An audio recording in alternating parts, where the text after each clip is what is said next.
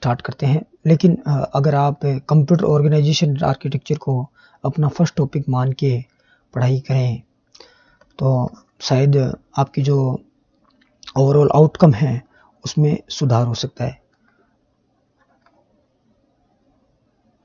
तो हम आज कुछ बिंदुओं पे चर्चा करेंगे। क्या है ऑर्गेनाइजेशन और क्या है आर्किटेक्चर, उन दोनों में मूल मतभेद क्या है, क्या दोनों चीज़ों को आपस में अलग बनाती है, और कौन जॉन वॉन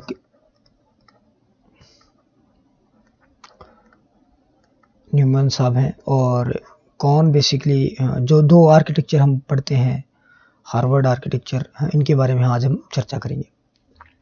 कुछ चीज़ें हम और भी देखेंगे, जैसे इंस्ट्रक्शन क्या है सीपीयू के लिए, सीपीयू कैसे काम करता है, क्या डेटा है, और क्या जो सीपीयू के जो मुख्य भागों के बारे में हम पढ़ते हैं, सीयू, एएलयू, एमयू, इनकी क्या चर्चा है, क्या रजिस्टर्स है, रजिस्टर्स क्या हैं, और बेसिकली बसेज क्या है, और कौन से सिद्धांत पे एक बेसिक कंप्यूटर काम करता है, हम आज इनके बारे में चर्चा करेंगे। तो बेसिकली ये एक इंट्रोडक्शन क्लास है कंप्यूटर ऑर्गेनाइजेशन आर्किटेक्चर की। इसके बारे में हम आप अपने कमेंट में सुझाव भी दे सकते हैं। तो हम शुरुआत करते हैं नेक्स्ट स्लाइड से। बेसिकली कंप्यूटर आर्किटेक्चर क्या है, पहला सवाल आपका ये है। जैसे COA, तीनों computer organisation and architecture, basically दो अलग अलग चीज़ें हैं और अधिकांश तो लोग इन्हें एक समझते हैं, लेकिन दोनों अलग अलग चीज़ें हैं। कंप्यूटर आर्किटेक्चर ये चीज़ बताता है कि कंप्यूटर का ब्लूप्रिंट कैसे होगा। जैसे आप किसी मकान को निर्माण के दौरान एक ब्लूप्रिंट बनाते हैं, वैसे ही कंप्यूटर का ब्लूप्रिंट क्या होगा।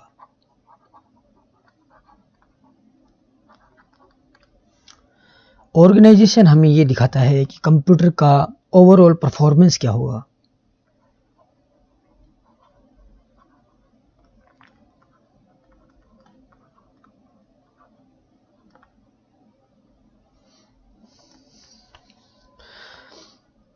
आप बेसिक इसे मान लीजिए, ये हार्डवेयर से जुड़ी हुई चीज़ों को मैनेज करने में काम करता है। बेसिकली सॉफ्टवेयर लाइन पे भी आर्किटेक्चर काम करता है, लेकिन पहली क्लास के संदर्भ में हम इसे, आप ऐसा समझ लीजिए कि जो कंप्यूटर का जो हार्डवेयर का ब्लूप्रिंट है वो आर्किटेक्चर दर्शाता है। अब दोनों का संदर्भ ज्ञात करेंगे तो हम पाएंगे कि जो आर्किटेक्चर है वो हमें कंप्यूटर के जो हाई लेवल इश्यू हैं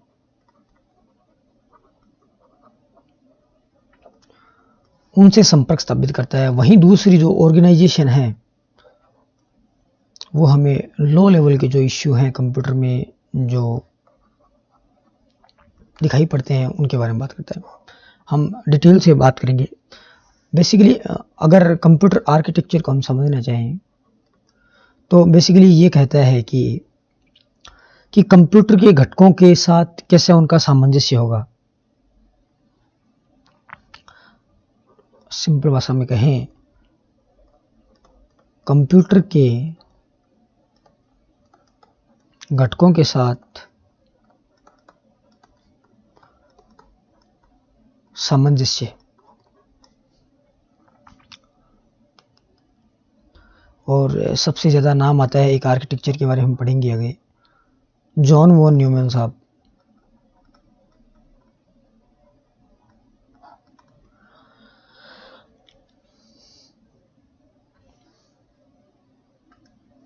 समझने के लिए कैसे बेसिक हमारा ये तरीका है कि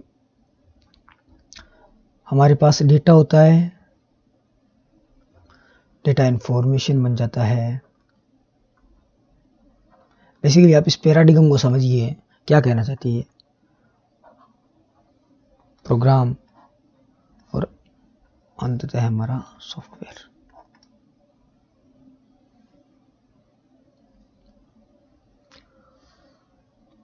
ये एक पैराडिगम है, उसमें कैसे जाता है डेटा इन्फॉर्मेशन, इंफॉर्मेशन प्रोग्राम से प्राप्त होती है, और ये सभी कामों के लिए हम सॉफ्टवेयर को काम में लेते हैं।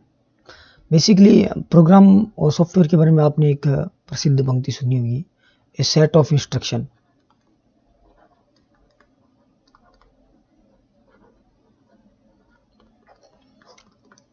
ये बताता है,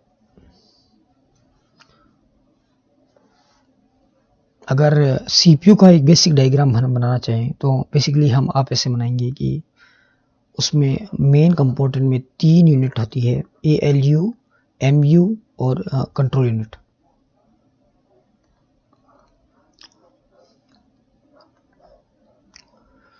और बीच में एक रोल होता है जिसे आप इनसे जो डेटा निकलेगा वो डेटा 2 बेसिक स्टोरेज डिवाइस में जाएगा, जिनमें आप एक को कहते हैं रैम और दूसरी को कहते हैं रोम। और जो डेटा प्रोसेस होता है, जैसे कोई भी सॉफ्टवेयर आउटपुट है, उसका रिजल्ट जो एक मेमोरी में स्टोर होगा उसके हम बोलेंगे सेकेंडरी स्टोरेज। अब इस पूरे क्रम को समझने के लिए हमें दोनों चीज़ों की आवश्यकता पड़ती है, कंप्यूटर ऑर्गेनाइजेशन और आर्किटेक्चर को। तो बेसिक एक फाउंडेशन, जिसे आर्किटेक्चर का फाउंडेशन कहा जाता है, उसके संदर्भ में आप देखेंगे तो हम शुरुआत करते हैं जॉन वॉन न्यूमैन के बारे में। बेसिक चीज़ें के बारे में आज हम पढ़ेंगे। जॉन वॉन न्यूमैन साहब का कहना था कि आप जो डेटा और इंस्ट्रक्शन हैं उनके लिए एक कॉमन मेमोरी को यूज कीजिए, और यही आज के वर्तमान के जितने भी कंप्यूटर हैं उनकी मूल नींव है। अगर बेसिक जो हम जॉन वॉन न्यूमैन साहब का पैराडिगम समझना चाहिए तो कुछ ऐसे हम ड्रॉ कर सकते हैं, जैसे किसी स्रोत से या फिर किसी रिसोर्स से हमें इनपुट मिला, और ये आप आउटपुट भी मान सकते हैं कि आउटपुट भी हमें मिला किसी डेटा से या रॉ फिगर से, तो वो कैसे काम करेगा। यहाँ हमने सीपीयू के बारे में बात की थी, उसमें कुछ ऐसे होते हैं सीपीयू, इसमें कुछ चीज़ें होती हैं जिसको बोलते हैं मेकर रजिस्टर्स, उसके बाद हमारा एएलयू, और उसके बाद हमारा सीयू, और एक जो प्रोसेस जिसको हम यूज करेंगे आगे पढ़ेंगे, उसका सारा संबंध है मेमोरी से।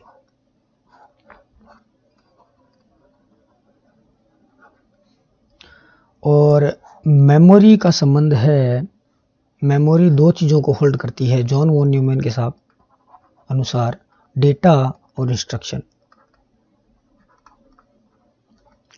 ये एक बेसिक पैराडिगम है जॉन वॉन न्यूमैन आर्किटेक्चर का। ये इसी के कंपैरिजन के अनुसार अगर आप देखें तो एक आर्किटेक्चर और हम कॉमनली नाम सुनते हैं, उसको बोलते हैं हार्वर्ड आर्किटेक्चर।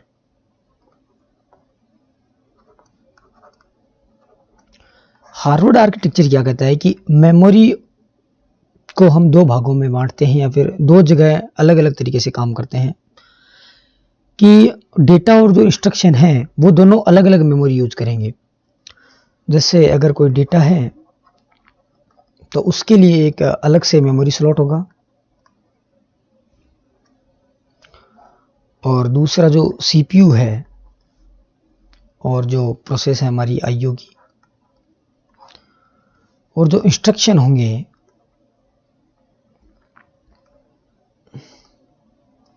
उनके लिए हम एक अलग मेमोरी स्लॉट यूज करेंगे।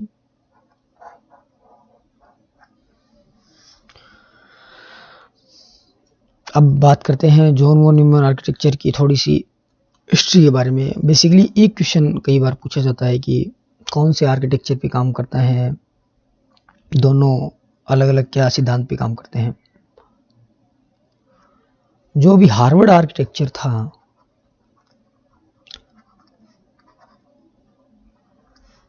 और जॉन वॉन न्यूमैन साहब का जो आर्किटेक्चर है, उन दोनों में एक कॉमन डिफरेंस ये है कि जब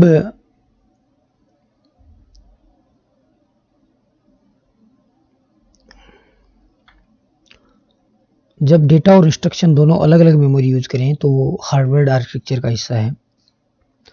इसमें डेटा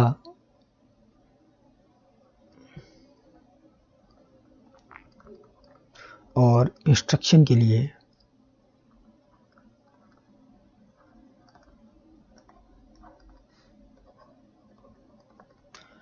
अलग अलग मेमोरी का यूज। दूसरा हमें ये बताता है कि जो डेटा प्लस इंस्ट्रक्शन है वो एक कॉमन मेमोरी को यूज करेंगे।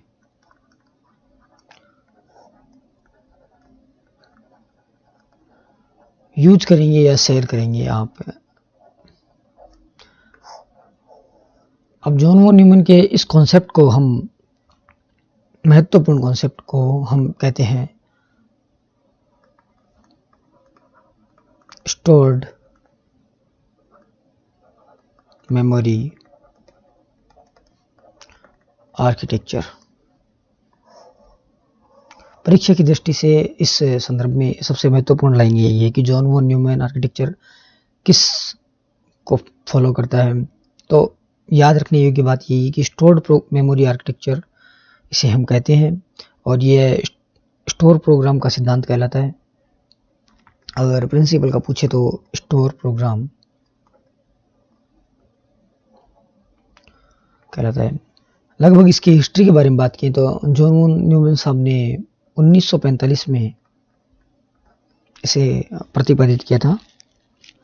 अब बात करते हैं छोटी छोटी इकाइयां हैं, जैसे आपकी बॉडी में सेल्स हैं उनके बारे में, और या फिर आप मान लीजिए एक ईंट है। मकान बनाने के लिए ईंटों को ईंट है, पट्टी है, बजरी है, विभिन्न प्रकार की छोटी छोटी चीज़ें काम में ली जाती है। वैसे ही आर्किटेक्चर और ऑर्गेनाइजेशन समझने के लिए हमें कुछ वोकैब्स और कुछ चीज़ों का ध्यान रखना पड़ेगा। उनमें से हम वन बाय वन कर पढ़ेंगे। तो क्या है, पहला हमारा है कि बार बार हम एक चीज़ का नाम ले रहे हैं, इंस्ट्रक्शन। क्या है इंस्ट्रक्शन? इंस्ट्रक्शन बेसिकली ये बताता है कि ऐसी कोई कमांड जो किसी प्रोग्राम को रन करने के लिए काम में आती है उसे इंस्ट्रक्शन कहते हैं।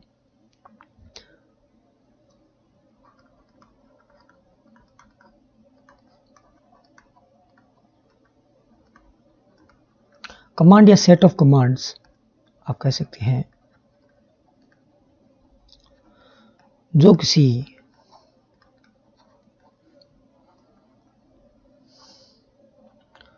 प्रोग्राम को रन करने के लिए काम में आती है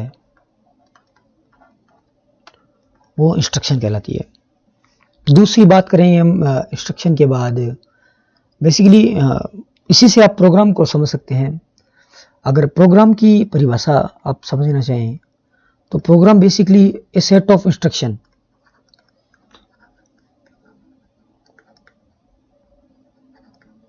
है, यानी निर्देशों का एक समूह है। छोटे छोटे निर्देशों से मिलकर एक बड़ा प्रोग्राम बनता है।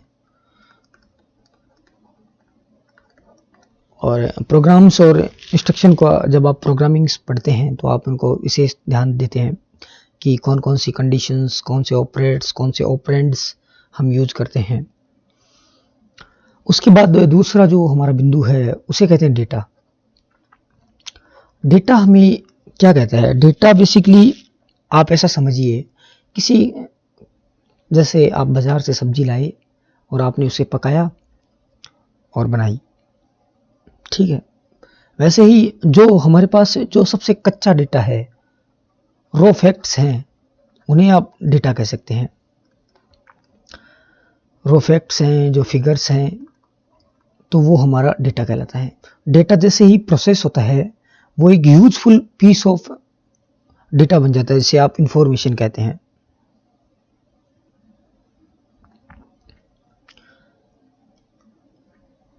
अब बात करते हैं रजिस्टर्स के बारे में। क्या है रजिस्टर्स? बेसिकली आपने प्रोसेस के बारे में आप ये समझ लीजिए कि प्रोसेस थोड़ा सा लेंथी प्रोसेस हमें ये बताता है कि कैसे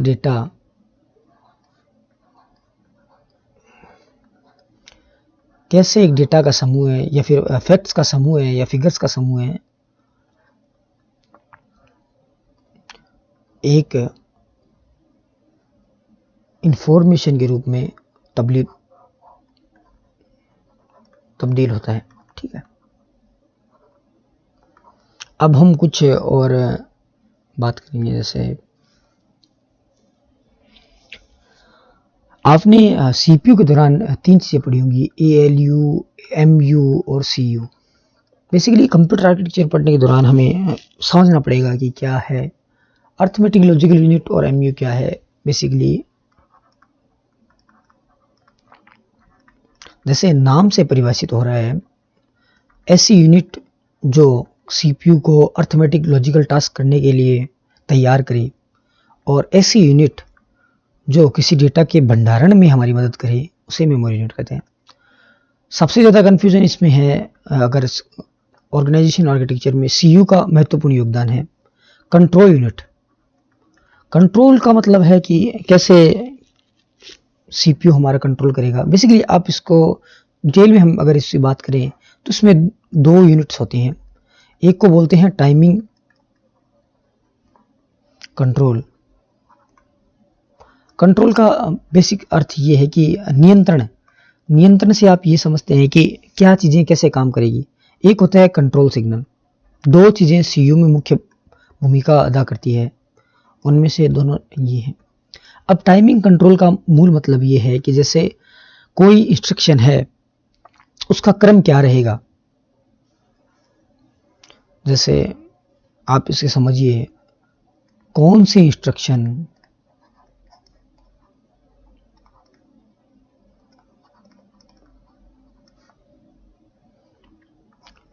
पहले आएगी और कौन सी पहले के बाद आएगी। ये सारा काम कैसे एक सीक्वेंस काम करेगा। जैसे प्रोग्राम्स के बारे में हमने पढ़ा, सेट ऑफ इंस्ट्रक्शन। बेसिकली ये कहना चाहता है कि एक प्रोग्राम है, उसमें थाउजेंड्स ऑफ इंस्ट्रक्शन हैं। थाउजेंड्स ऑफ, अगर हिंदी में बात की जाए तो एक प्रोग्राम में अगर देखें तो लगभग 1000 लाइन ऑफ कोड है। उसमें अलग अलग ऑपरेटर्स यूज किए गए हैं, अलग अलग ऑपरेंड्स हैं उसमें, और अलग अलग कंडीशनल स्टेटमेंट्स आदि दिए हैं। टाइमिंग कंट्रोल ये बताता है कि कौन सा इंस्ट्रक्शन कब आएगा और कौन सा इंस्ट्रक्शन किसके बाद एग्जीक्यूट होगा, और कौन सा इंस्ट्रक्शन जो प्रीरिक्विजिट है किसी सॉफ्टवेयर की, उनको फुलफिल करेगा। बेसिकली कंट्रोल यूनिट ये हमें बताती है कि कैसे इंस्ट्रक्शन अपना क्रम निर्धारण करेंगे जब वो किसी प्रोसेस से गुजरेंगे। दूसरा हमारा है control signal. Control signal basically संबंध रखता है रजिस्टर से। आपने रजिस्टर के बारे में सुना होगा, जो फास्टेस्ट मेमोरी होती है और जिसकी साइज बिट्स में होती है। बेसिकली ये बताता है कि रजिस्टर के बारे में हम चर्चा करेंगे डिटेल से, लेकिन पहले कंट्रोल सिग्नल। रजिस्टर आप मान लीजिए एक इकाई है, छोटी यूनिट है जो डेटा स्टोर करने के लिए काम आती है। जब रजिस्टर्स कंट्रोल सिग्नल, रजिस्टर्स जब कुछ भी चीज़ें रीड या राइट करते हैं तो उनको कंट्रोल करता है।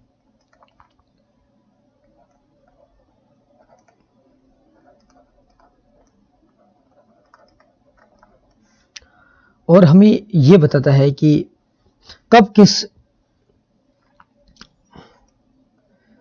यह बताता है कि इंस्ट्रक्शन को रीड और राइट का एक्सेस कब देना है।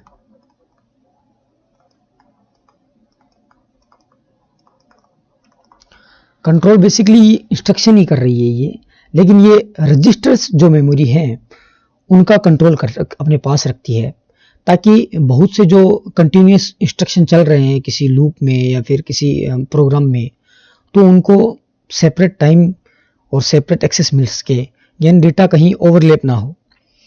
अब एक शब्द आया है रजिस्टर्स। रजिस्टर्स के बारे में हम चर्चा करते हैं कंप्यूटर सीओए में, महत्वपूर्ण टॉपिक है ये। रजिस्टर्स।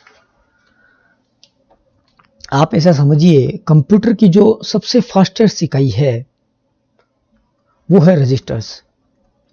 रजिस्टर फास्टेस्ट इकाई होगी तो बेसिकली जैसे मान लो किसी मकान की सबसे छोटी इकाई ईंट है, वैसे ही सीपीयू में अगर मेमोरी में सबसे छोटी इकाई देखें तो रजिस्टर्स है। तो मकान के परिप्रेक्ष्य में ईंट सबसे उसका छोटा हिस्सा है और उसकी साइज भी उसी प्रकार कम है। वैसे ही रजिस्टर्स की भी साइज मेमोरी के सापेक्ष में सबसे कम होती है। जैसे अब आप ये समझिए कि रजिस्टर की जो साइज है वो बिट्स में होती है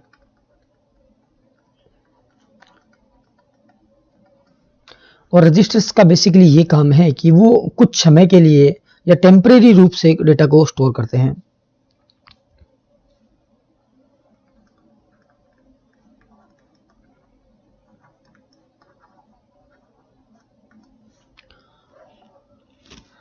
और एक बात हमने की, ये फास्टेस्ट मेमोरी है सीपीयू के संदर्भ में।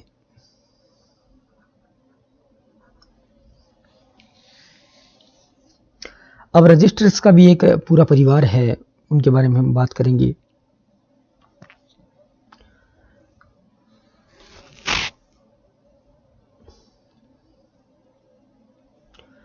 बेसिकली आप ऐसा समझिए, रजिस्टर्स किस काम आता है, जो हमारी एएलयू यूनिट है और जो हमारी एमयू यूनिट है, मेमोरी यूनिट और अर्थमेटिक लॉजिकल यूनिट, उनके बीच में जो मध्यस्थता स्थापित करेगा वो हमारे रजिस्टर्स हैं। यानी किसी भी डेटा को ड्रॉप नहीं होने देंगे, किसी डेटा को अगर समय में पाबंद रहेंगे, ये काम रजिस्टर्स का है। अगर रजिस्टर्स की बात करें तो अगर आपने मदरबोर्ड को कहीं देखा है या आपने मदरबोर्ड पे काम किया है तो आपने देखा होगा उस पे ऐसे कुछ सर्किटरी लाइन बनी रहती है, उनमें अलग अलग वोल्टेज रहता है। जैसे मान लो यहाँ पे आपका जो सीपीयू लगा है, यानी जिसे आप प्रोसेसर बोलते हैं, उससे मदरबोर्ड पे वेरियस स्लॉट्स होते हैं। तो उनमें आपने देखा होगा कि कुछ रेखांकित लाइनें सी आ रही हैं, उन्हें बस कहा जाता है।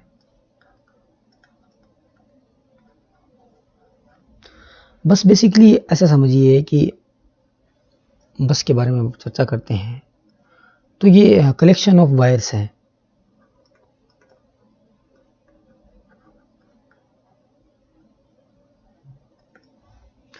और बस के माध्यम से एक सिग्नल एक दूसरे डिवाइस के मध्य जाता है।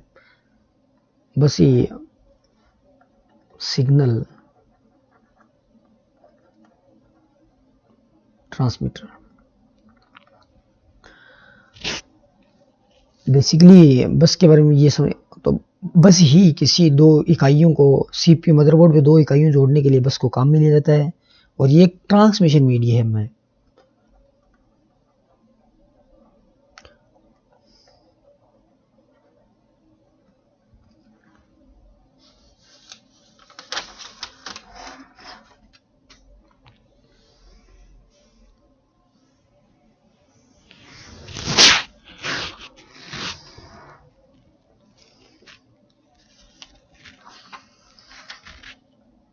अब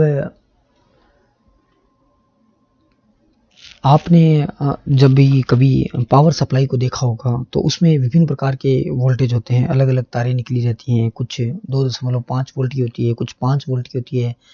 अगर एम्पियर की भाषा में कहें तो कुछ 1 एम्पियर होती है, कुछ 1 एम्पियर से कम की होती है। अलग अलग प्रकार के वेरिएशन ऑफ वोल्टेज एसएमपीएस हमें प्रदान करता है।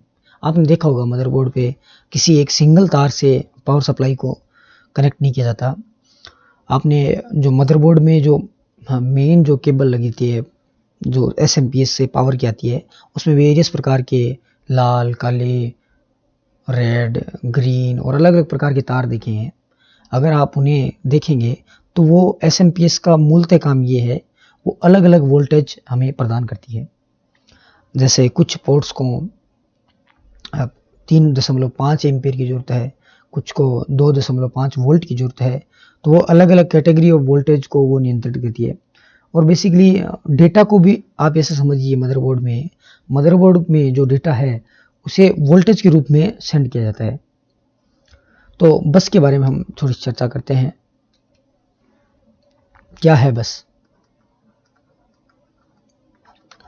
बस बेसिकली ऐसे मान लीजिए कि कंप्यूटर में अलग-अलग घटक हैं, प्रोसेसर है, रैम है, रोम है, और जो सेमीकंडक्टर अलग डिवाइसेज हैं, कुछ कैपेसिटर्स हैं, कुछ लॉजिक गेट्स को कंट्रोल करने के लिए अलग-अलग प्रकार के सेमीकंडक्टर डिवाइस लगे हैं, कुछ परफॉर्मिंग चेकआउट बटन्स हैं, जैसे रीसेट बटन है मदरबोर्ड पे, वेरियस टाइप्स ऑफ बटन लगे हैं।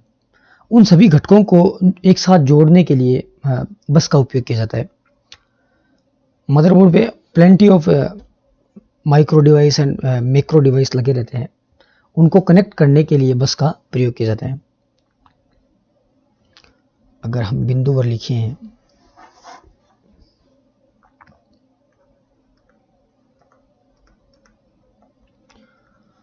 कंप्यूटर में विशेष व विभिन्न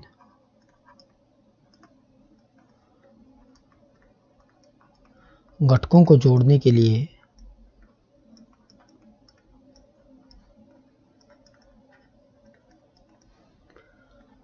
बस का प्रयोग किया जाता है।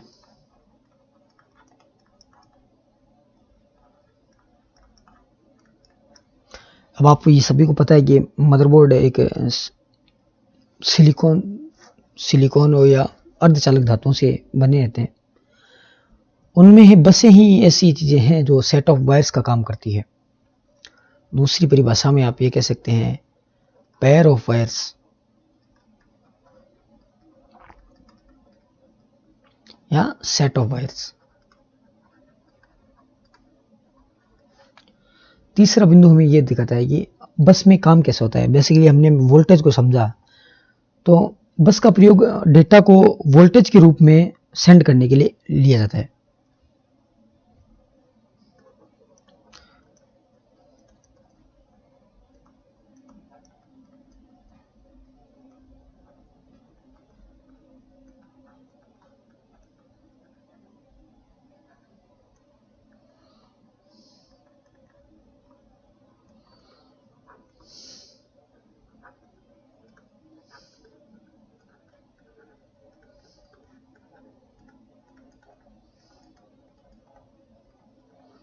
इससे आप ऐसा समझिए कि कोई भी डेटा है, जैसे मान लो आपने किसी का नाम लिखा, जैसे मेरा नाम लिखा आपने, तो आप इस नाम को एक साथ नहीं भेज सकते। उसमें कुछ आपने बिट्स और बाइनरी यूनिट डिजिट्स के बारे में पढ़ा होगा कि हमारे जो कंप्यूटर्स का बैकबोन्स है वो हमारा बाइनरी डिजिट्स है 0 और 1।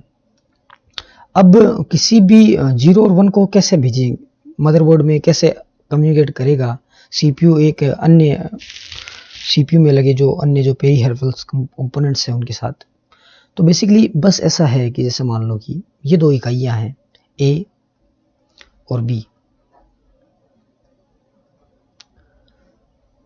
मदरबोर्ड पे लगी दो इकाइयां हैं, इनमें कोई डेटा भेजना है तो वोल्टेज के रूप में सिग्नल कैसे होगा। जैसे मान लो ये हमारी बस है, ठीक है। अगर इसमें एक ऐसा वोल्टेज का सिग्नल जाता है जो 0 को इंडिकेट करता है और बी से ये प्राप्त होता है कि उसे सिग्नल प्राप्त हो गया एक के रूप में 0 और 1। जैसे आपने किसी बल्ब को देखा होगा, तो अगर इनिशियल स्टेज में आप बेसिक एग्जांपल से ये समझे, तो आप जब इलेक्ट्रिसिटी प्रेस करते हैं, स्विच प्रेस करते हैं, तो उसमें कुछ इलेक्ट्रॉन्स के कण दौड़ते हैं और वो सिग्नल पहुंचाते हैं कि अब जो धातु है उसको गर्म होना है, और इलेक्ट्रॉनों से उसके परिप्रेक्ष्य में, और वो एक सिग्नल है। अब बस में मुख्यतः 3 प्रकार हमारे लिए महत्वपूर्ण है कि कैसे कैसे बसें काम करती हैं, कि सामान्य दैनिक जीवन में कैसे काम करती है। वैसे ही बसों का एक छोटा सा डायग्राम के बारे में बात करते हैं। मुख्यतः बसें अन्य भी प्रकार की होती हैं, लेकिन अधिकांशतः जो डीप लेवल पे पढ़ाई करते हैं उनके वो काम की है। पहली बस है एड्रेस बस। जैसे इसके नाम से पता चलता है कि एड्रेस बस ये बताती है कि सीपीयू द्वारा इसका उपयोग memory address, input output, port address send करने के लिए किया जाता है। और इसकी आवश्यकता आप ऐसे समझिए कि मेमोरी को एक्सेस करने के लिए एड्रेस बस को यूज करते हैं। दूसरी हमारी बस है जिसे बोलते हैं हम डेटा बस। और तीसरी हमारी बस है जो सीयू के संदर्भ में काम आती है, उसको बोलते हैं हम कंट्रोल बस। अब ये एड्रेस और डेटा दोनों आपस में कंफ्यूजन होने वाली बस है, लेकिन पहले हम उनकी प्रकृति समझेंगे कि कैसे ये सिग्नल्स को भेजती है, कौन कौन से तरीके हैं। पहली बात तो ये ध्यान रखनी है कि एड्रेस बस जो हमेशा वो डेटा और बिट्स को हमेशा एक ही दिशा में भेज पाएगी। यानी पहला संदर्भ ये है कि ये यूनिडायरेक्शनल होती है।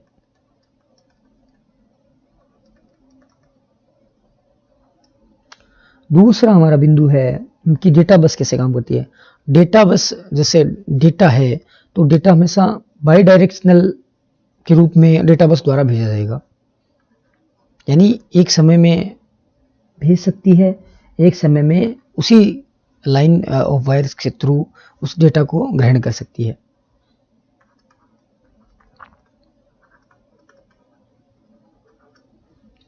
तीसरी हमारी एक कंट्रोल बस।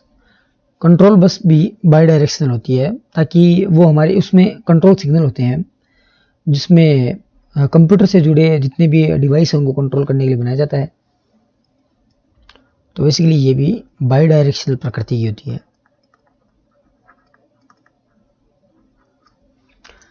तीसरी हम बात करते हैं, अब एड्रेस बस का काम क्या है हमारे सीपीयू में। पहली बात तो ये यूनिडायरेक्शनल होती है, डेटा और बिट्स को एक ही दिशा में भेज पाएगी। यानी डेटा या आप ऐसा मान लीजिए बिट्स को एक दिशा में।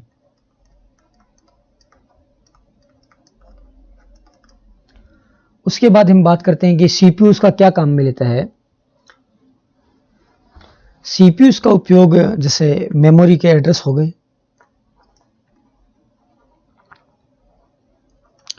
और जो आईओ इनपुट आउटपुट्स के जो पोर्ट्स होते हैं उनको भेजने के लिए इसकी आवश्यकता पड़ती है।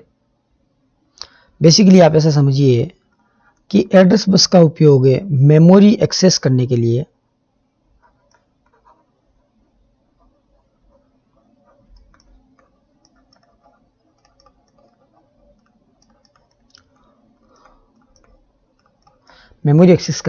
बेसिकली किया जाता है। और मेमोरी एक्सेस करने के लिए किसी भी बस का उपयोग किया जाता है तो उसे हम संभवतः मेमोरी बस भी कहते हैं।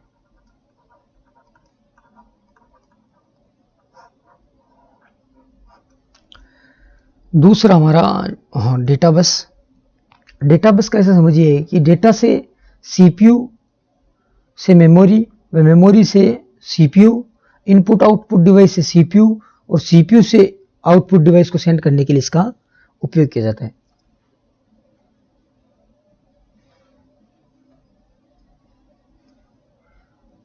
डेटा को सीपीयू और सीपीयू से मेमोरी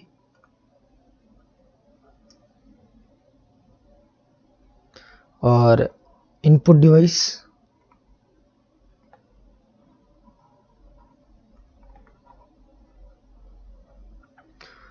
सीपीयू से आउटपुट डिवाइस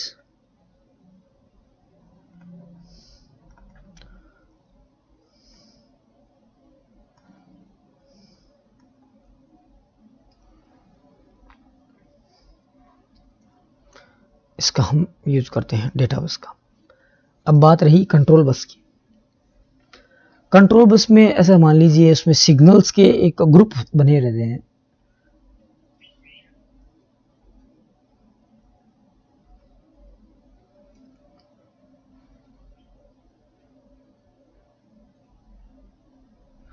पहली बात तो ये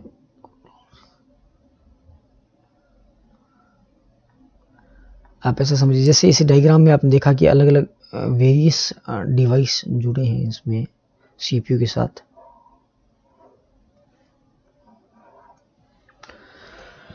अलग अलग कंट्रोल सिग्नल होते हैं जिनका सीपीयू से जुड़ी विभिन्न डिवाइस को कंट्रोल करने के लिए काम में किया जाता है। इन्हें माइक्रो प्रोसेसर की डिजाइन व सीपीयू से जुड़ने वाले विभिन्न डिवाइस के अनुसार डिजाइन किया जाता है। और कंट्रोल सिग्नल सीपीयू से जो डिवाइस और डिवाइस से जो सीपीयू की तरफ गमन करते हैं उन्हें सभी को कंट्रोल करता है। Basically sets of controlling signal at micro level between CPU and various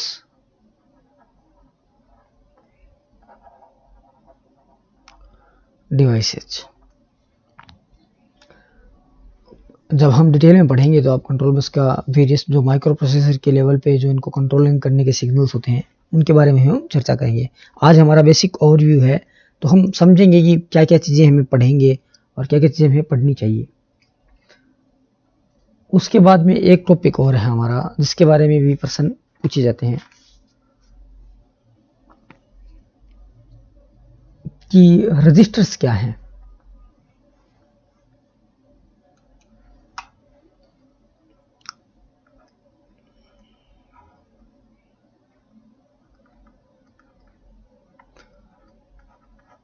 registers अपने आप में एक बहुत बेहतरीन चीज़ है। जैसे आईसी का आविष्कार हुआ, आपने पढ़ा होगा कि माइक्रो प्रोसेसर, माइक्रो चिप्स, ये सारी चीज़ें बनी हैं। जैसे आपने नाम सुना होगा वैक्यूम ट्यूब का, वैक्यूम ट्यूब, उसके बाद में ट्रांजिस्टर आया, उसके बाद में transistor plus capacitor plus register, तीनों चीज़ों ने मिलकर एक चीज़ को बनाया, उसे बोलते हैं हम इंटीग्रेटेड सर्किट, आईसी। बेसिकली हम थोड़ा सा फीडबैक के रूप में इस पढ़ लेते हैं। जैसे वैक्यूम ट्यूब आया 906 और उसके बाद में दूसरी पीढ़ी में ट्रांजिस्टरों का आगमन होता है लगभग 1947 के आसपास। उसके बाद में एक अनोखी चीज़ है जिसे बोलते हैं हम इंटीग्रेटेड सर्किट, आईसी। ये बेसिकली इन दोनों का प्लस रजिस्टर्स, तीनों के गुण एक ही चीज में आ गए। ना कि टेक्नोलॉजी वाइज अलग चीज है इसी, लेकिन जो वैक्यूम ट्यूब का काम था, जो ट्रांजिस्टर ट्यूब का काम था, और रजिस्टर्स ने जो जुड़ के इसमें अपना योगदान किया, उससे मिलकर आईसी का जन्म होता है। जेएस किल्बी और रॉबर्ट नॉइस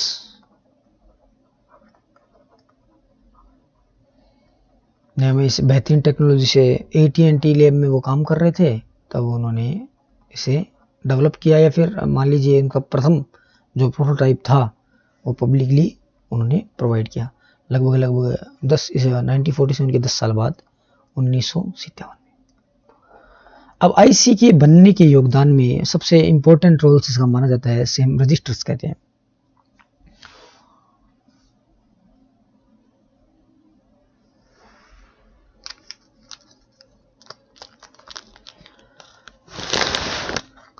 रजिस्टर्स की साइज है वो बेसिकली बिट्स में होती है। इस बात के बारे में हमने चर्चा पहले कर ली थी। अब अगर आप किसी ऑर्गेनाइजेशन में, कंप्यूटर ऑर्गेनाइजेशन सापेक्ष रूप में देखें, तो अगर आपको कंप्यूटर की गति का निर्धारण करना है तो आप उसके रजिस्टर के साइज से उसकी गति का निर्धारण कर सकते हैं।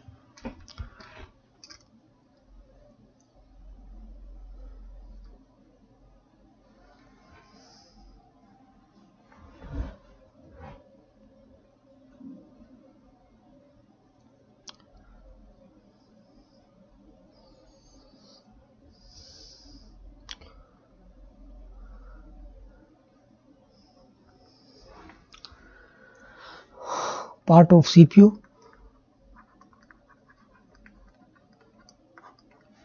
ये हमें ये बताता है कि एक समय में ये अपने पास एक छोटी सी पुस्तक रखता है जिसमें ये बताता है कि ये एड्रेस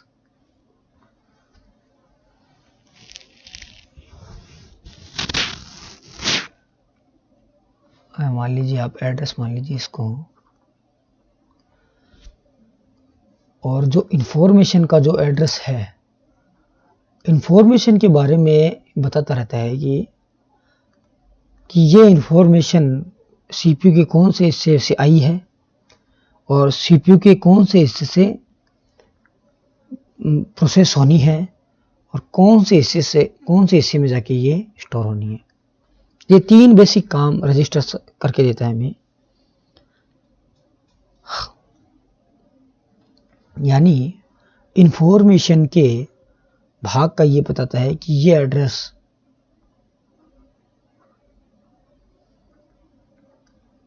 एड्रेस रूट,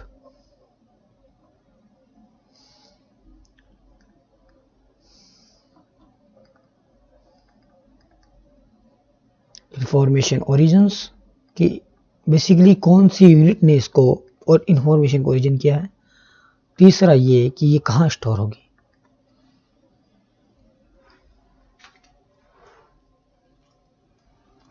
ठीक है, तो और इनसे हमें किसी कंप्यूटर की एफिशिएंसी या उसकी परफॉर्मेंस के बारे में पता चल सकता है कि एक कंप्यूटर एक समय में कितनी इंफॉर्मेशन होल्ड कर पा रहा है और एक समय में वो कितनी प्रोसेस कर पा रहा है। एक समय में एक सीपीयू माइक्रो प्रोसेसर कितनी चीज़ों को स्टोर कर पा रहा है। ये बेसिकली एक कंप्यूटर की परफॉर्मेंस को बताती है। आप रजिस्टर की संख्या से और रजिस्टर की जो साइज है उससे आप कंप्यूटर की जो स्पीड है उसका आप निर्धारण या अनुमान लगा सकते हैं। उसके बारे में हम रजिस्टर्स के विस्तृत टॉपिक्स में हम उसके बारे में चर्चा करेंगे कि रजिस्टर की संख्या और रजिस्टर की साइज कैसे एक कंप्यूटर की गति को निर्धारण करने में हमारी मदद करती है। बेसिकली एक बिंदु और है, ये नोट कर सकते हैं। साइज ऑफ रजिस्टर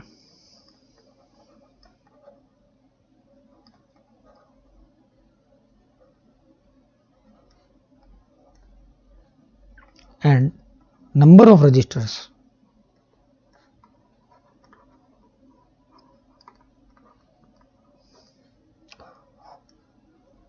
दो चीजें मिलके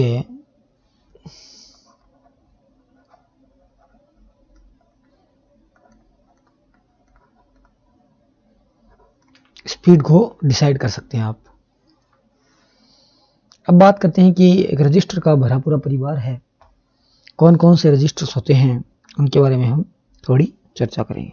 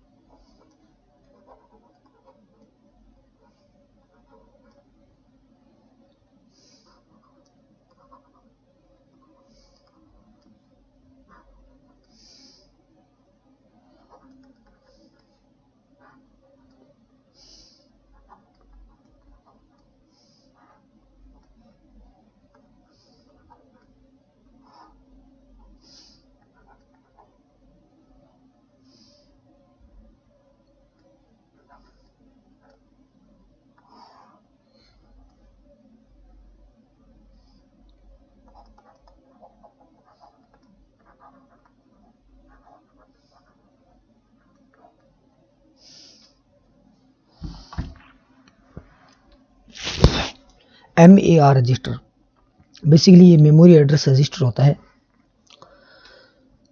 मेमोरी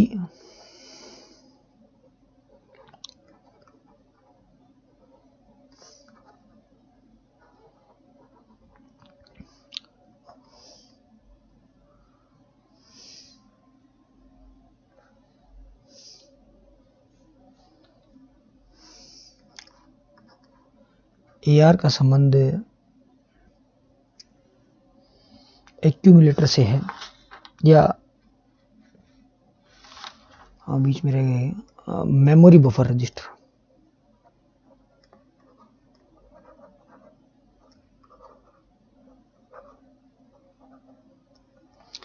AR बताता है एक्यूमुलेटर को।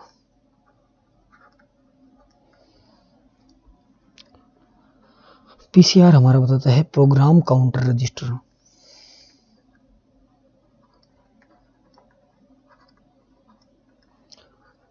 इसके बाद बताता है इंस्ट्रक्शन।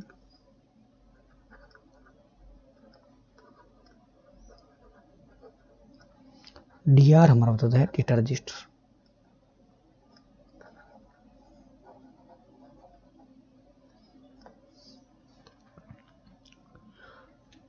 और एक और बेसिक हम चीज पढ़ेंगे, जिसको बोलते हैं कैच।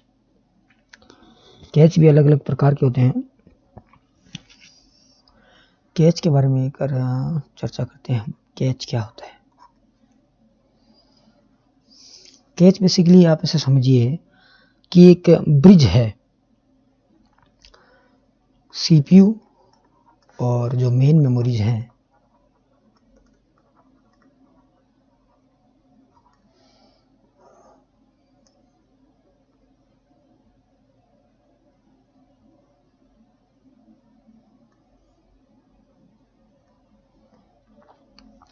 चलो हम उसको डिटेल में पढ़ेंगे।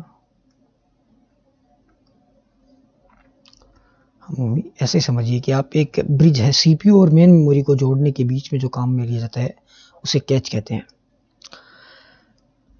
बेसिकली ये टाइप ऑफ मेमोरी है कैच मेमोरी। कैच मेमोरी क्या करती है कि CPU जो हमारा ALU, MU, CU जो हमारे भाग हैं और मेन मेमोरी हैं, उनके बीच में एक ब्रिज का रूप में काम करते हैं, इसे कैच कहते हैं। उसमें कुछ टर्मिनोलॉजी है, उसके बारे में हम चर्चा करते हैं, जैसे कैच हिट, कैच लॉस या मिस कह दीजिए आप, catch miss, miss latency,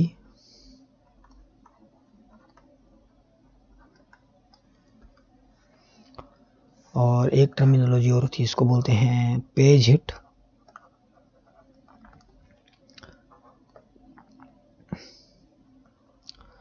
page lost या पेज फॉल्ट, और तीसरी हमारी जो चर्चा है उसको बोलते हैं पेज टेबल। इन सभी टॉपिक के बारे में हम डिटेल से पढ़ेंगे, लेकिन बेसिक टर्मिनोलॉजी को एक बार समझ लिया जाए ताकि उसके प्रति थोड़ी अवेयरनेस है हमें। कैच हिट का मतलब क्या है? अगर CPU सर्च कर रहा है किसी डेटा को, CPU नेक्स्ट स्लाइड में पढ़ते हैं। ये जो हमारा CPU है,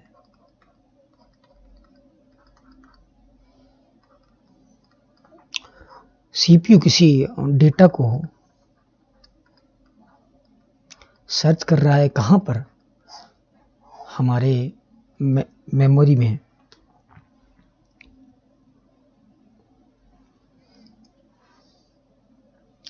मेमोरी हमारी कौन सी है? Cache memory. अगर CPU किसी डेटा को सर्च कर रहा है और वो डेटा उसे मिल जाता है तो उसे बोलते हैं हम कैच हिट। अगर इसी के अपोजिट कंडीशन में आप देखें, अगर डेटा सर्च कर रहा है और data not found in cache memory, data not found in cache memory, इस टर्मिनोलॉजी को हम बोलते हैं कैच मिस।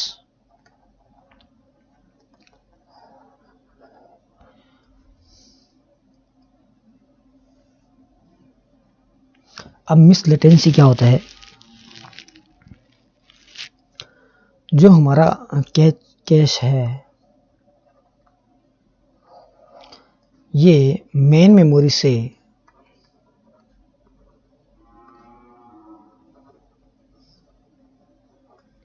से डेटा हमें ला के दे रहा है, उस दौरान जो समय लग रहा है उसे हम बोलते हैं मिस लेटेंसी।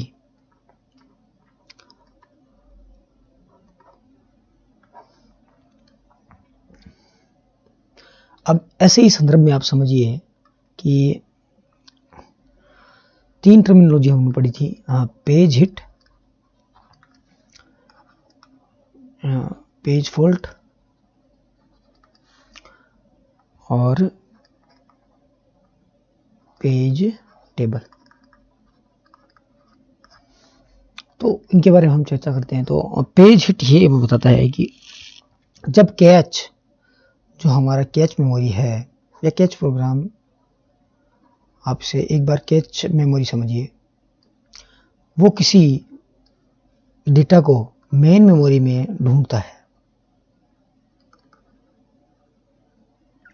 जैसे सीपीयू ने रिक्वेस्ट किया किसी स्पेसिफिक इंस्ट्रक्शन को,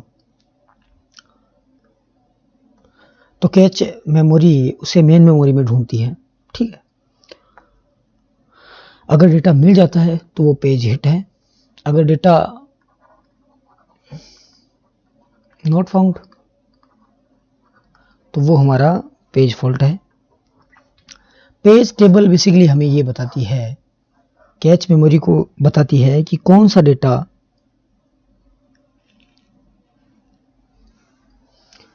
डेटा हमें नहीं मिला।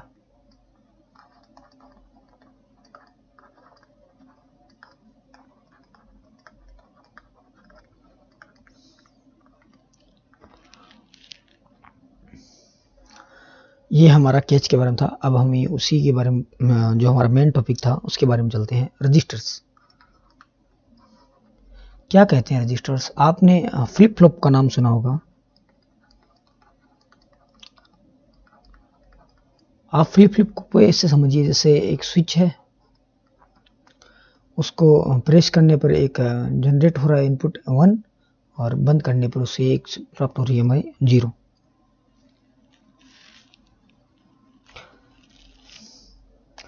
अब काम क्या करता है रजिस्टर? रजिस्टर बेसिकली 2 चीजें करता है। एक तो सीपीयू से संबंधित काम करता है, उसको बोलते हैं सीपीयू डेटा इंस्ट्रक्शन को होल्ड करता है।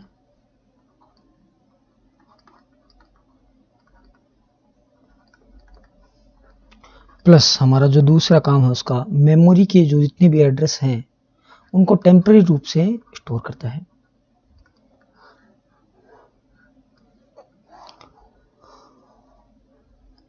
अब साइज के बारे में हमने चर्चा की थी कि कितनी साइज हो सकती है, लगभग बिट्स में साइज होती है उसकी। जैसे 8 बिट्स, 16, 32, 64 अधिकतम, आगे भी होते हैं। और एक सिद्धांत की हम बार बार चर्चा कर रहे थे कि कैसे काम करेगा रजिस्टर। तो रजिस्टर काम करने के लिए एक सिंपल सा प्रिंसिपल है जिसको बोलते हैं डेप्स। डेप्स में डी का मतलब है कि वो डिकोड करेगा, उसके बाद में एग्जीक्यूट करेगा, तीसरा काम हमारा इसका फेच करेगा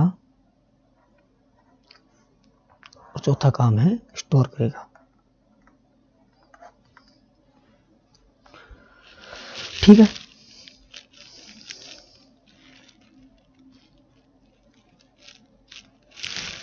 अब बात करते हैं कि वेरियस टाइप्स ऑफ रजिस्टर्स हमने पढ़े थे उनके बारे में।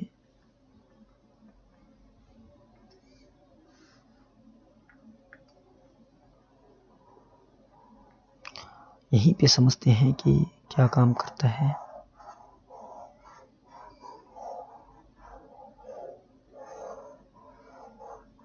बेसिक्स चर्चा हम कर लेते हैं। मेमोरी एड्रेस रजिस्टर्स, यानी ऐसे रजिस्टर्स जो, पहले तो आपको ये समझना होगा कि मेमोरी कैसे काम करती है। मेमोरी 2 तरीके से काम करती है, एक्टिव और पैसिव। यानी जिस टाइम किसी आप हार्ड डिस्क के पर्टिकुलर सेक्टर को एक्सेस कर रहे हैं तो उसे हम एक्टिव मेमोरी लोकेशन बोलते हैं। तो ये बेसिकली क्या करता है, जो हमारी एक्टिव मेमोरी लोकेशन है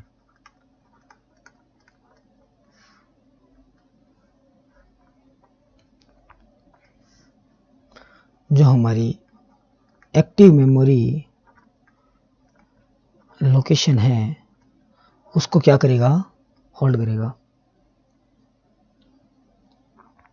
ठीक है, और उसके बाद में बफर मेमोरी को पढ़ेंगे। बेसिकली ये डेटा ट्रांसफर के रूप में, मेमोरी बफर डेटा ट्रांसफर के रूप में काम आती है।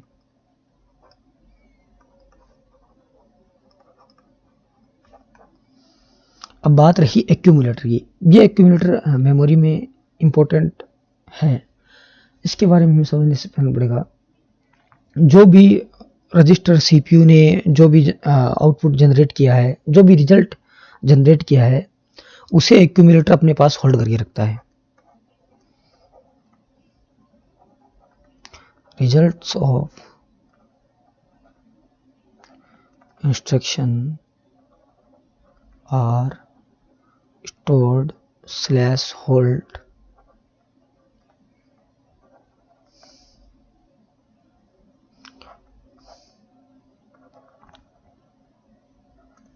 by CPU।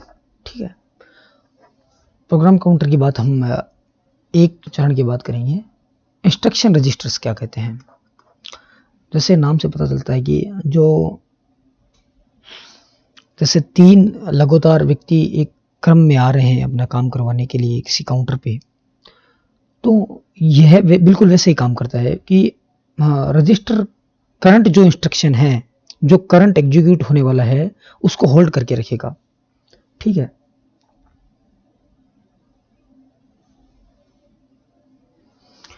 इसके बारे में पढ़ते हैं हम। Instruction registers, it's holds current instruction, किसकी बारी है उसको ये बताएगा, सीपीयू को ये बताएगा। उसके बाद हम बात करते हैं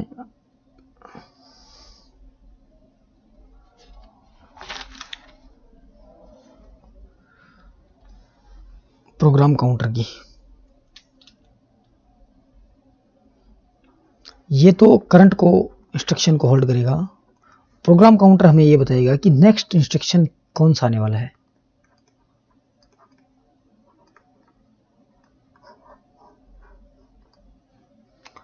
ठीक है, डेटा रजिस्टर्स के बारे में आपने पढ़ ही लिया। बेसिकली डेटा को स्टोर करेगा, बिल्कुल एमबीआर की तरह काम करेगा ये। बाकी हम इसके जो डिफरेंशिएशन है उसको हम अगले नेक्स्ट चैप्टर में पढ़ेंगे।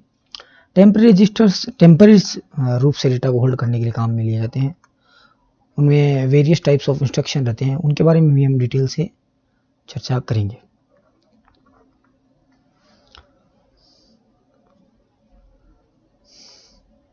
प्रोग्राम काउंटर और एक्यूमुलेटर और कंप्यूटर उद्देश्य के हिसाब से एमईआर, ये 3 महत्वपूर्ण हैं। इनसे प्रश्न पूछे जा सकते हैं।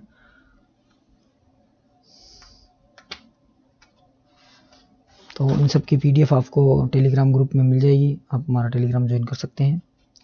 और आज हमारी ये मेरी जीवन की पहली क्लास थी किसी इंस्ट्रक्शन के माध्यम से।